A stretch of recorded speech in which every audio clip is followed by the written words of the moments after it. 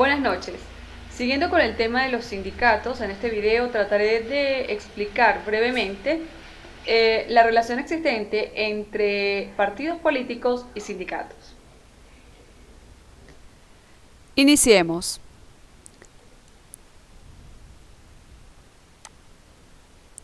Relación entre los partidos políticos y los sindicatos. Debemos comprender que el sindicato no es parte del Estado, que hay que respetar los espacios de la sociedad civil. Y lo primero que el Estado debe garantizar es la libertad sindical, la autonomía sindical. La democracia sindical será obra de los propios trabajadores.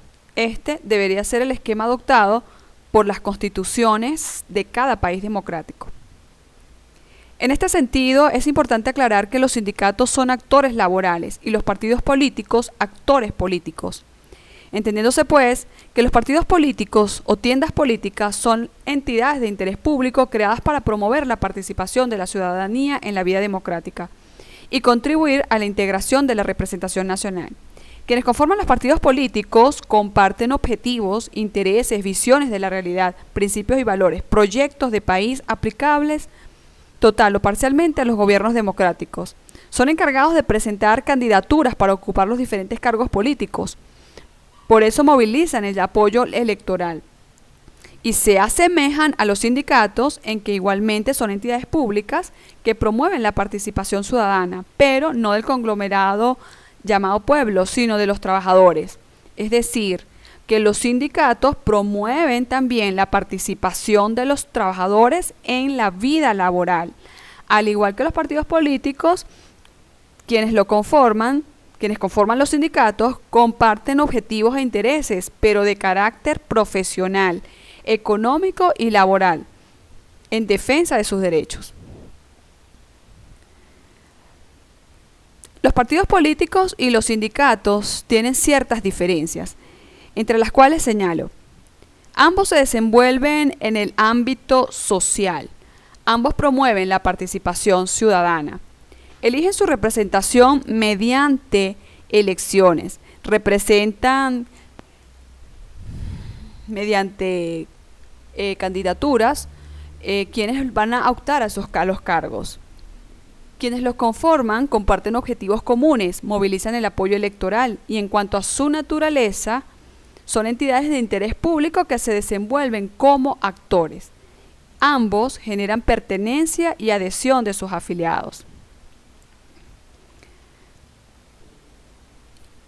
Los partidos políticos y los sindicatos, partiendo de esas mismas semejanzas, también tienen diferencias. En cuanto a su naturaleza, los partidos políticos son actores políticos. Los sindicatos son actores laborales. Los partidos políticos promueven la participación del conglomerado amorfo llamado pueblo. Los sindicatos promueven la participación de los trabajadores. Los partidos políticos eligen su representación nacional para ocupar cargos públicos. Los sindicatos eligen su representación para ocupar cargos administrativos. Movilizan el apoyo electoral en las formas establecidas en la Constitución para mayores de 18 años. Por su parte, los sindicatos promueven la participación de los jóvenes de 14 años en condición laboral. En cuanto a su objetivo, los partidos políticos tienen un proyecto de gobierno en el país, mientras que los objetivos de los sindicatos es defender sus derechos e intereses profesionales, económicos y sociales. Para nadie es un secreto que los sindicatos tienen unas características muy particulares. Son instancias incómodas para los empleadores, tanto públicos como privados, porque ellos logran crear un sentido de pertenencia y de adhesión de sus afiliados en la defensa de sus derechos particulares, distintos a los del pueblo. Además, cultivan en su seno todas las corrientes políticas que pugnan por distintos proyectos de país. Y ambas cosas solo se pueden desenvolver en un medio democrático.